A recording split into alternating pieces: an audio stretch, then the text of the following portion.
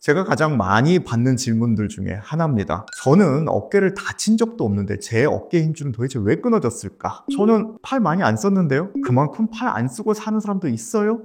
그런데 왜 제 어깨에 힘줄이 끊어졌다는 거죠? 이런 질문 제가 진료실에서 굉장히 많이 왔습니다. 우리 어깨 힘줄, 회전근개는 왜 파열이 되고 어떤 사람에게 잘 발생하는지 알려드리겠습니다.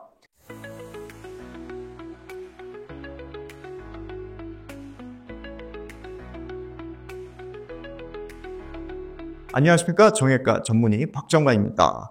오늘은 회전근개 파열 왜 발생하는지에 대해서 이야기해 보려고 합니다.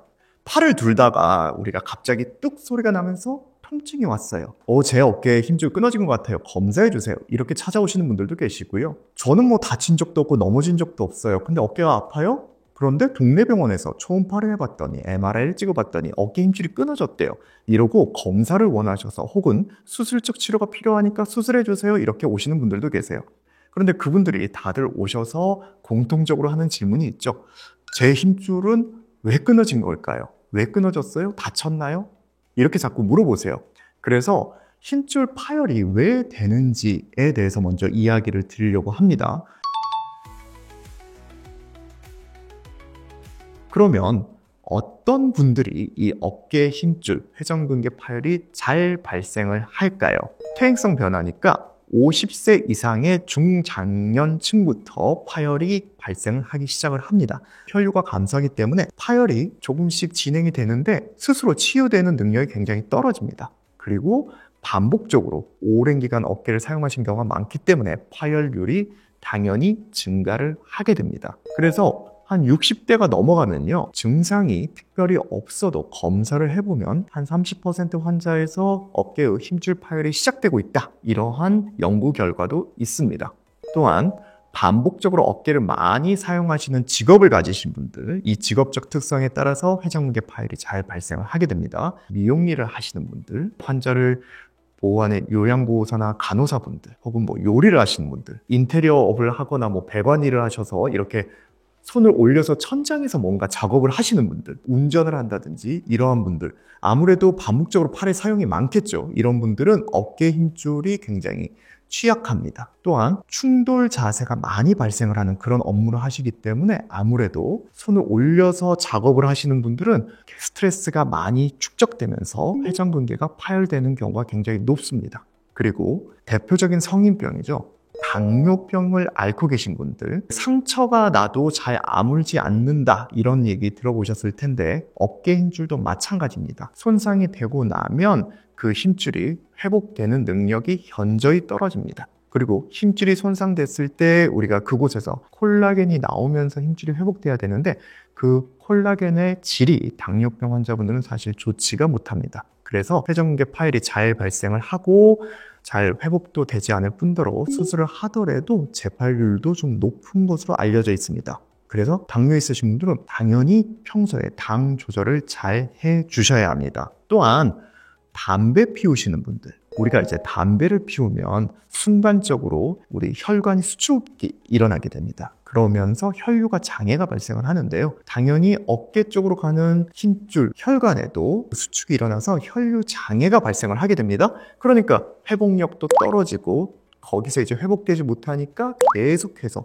손상이 회복되지 못하고 스트레스만 쌓이면서 파열이 진행되게 되죠. 그 다음으로는 운동선수. 젊어서 운동을 좀 많이 하셨거나 나이 들어서 동호회나 이런 데서 운동을 많이 하시는 분들, 특히 수영이나 야구, 배드민턴, 팔이 위로 올라가는 동작을 반복하는 분들 어깨 힘줄 조심하셔야 됩니다. 이런 분들은 과사용에 의해서 미세 파열이 반복되면서 퇴행성 파열로 이어지게 됩니다. 그래서 40대 이후에 운동을 좀 좋아하시는 분들, 이러한 분들은 특히 회전근개 파열 주의해 주셔야 됩니다. 마지막으로는 가족력이 있는 경우입니다. 회전근개 파열이 유전적으로 연관이 명확하게 있냐, 이 부분은 좀 논란이 있습니다만 아무래도 연부 조직이 좀 약화되는 그러한 가족적 특성은 어느 정도 연관성이 좀 있는 것으로 되어 있습니다. 그래서 부모님이 회전근개 파열로 수술 받았다 그러면 본인도 좀 주의를 하셔야 됩니다. 제가 예를 들려고 이렇게 좀 오늘 밧줄을 좀 준비했습니다. 물론 이제 이게 가위나 뭐 칼로 탁 잘라서 탁 끊어졌으면 그날 끊어진 거겠죠. 그런데 자, 보세요.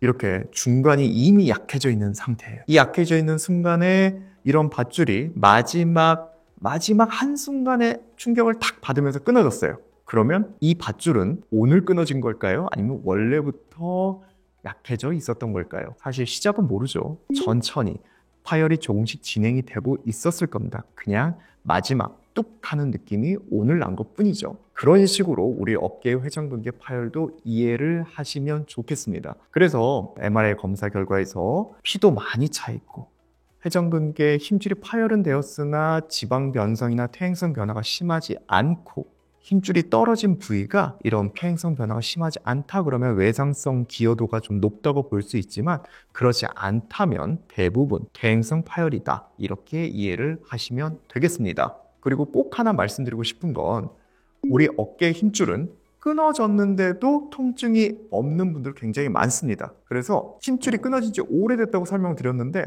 저는 어깨 하나도 안 아프고 다 움직여지는데요 이런 이야기 하시는 분들 분명히 있어요. 그래서 오히려 정확하게 정밀 검사를 하고 나서야 파열을 알게 되시는 분들도 있습니다. 한 연구에 따르면 50대 이상 환자도 아니죠. 통증이 없는 분들인데 검사를 해봤더니 약 13% 정도는 회전근개 파열이 발견되었다. 이런 연구 결과도 있을 정도입니다.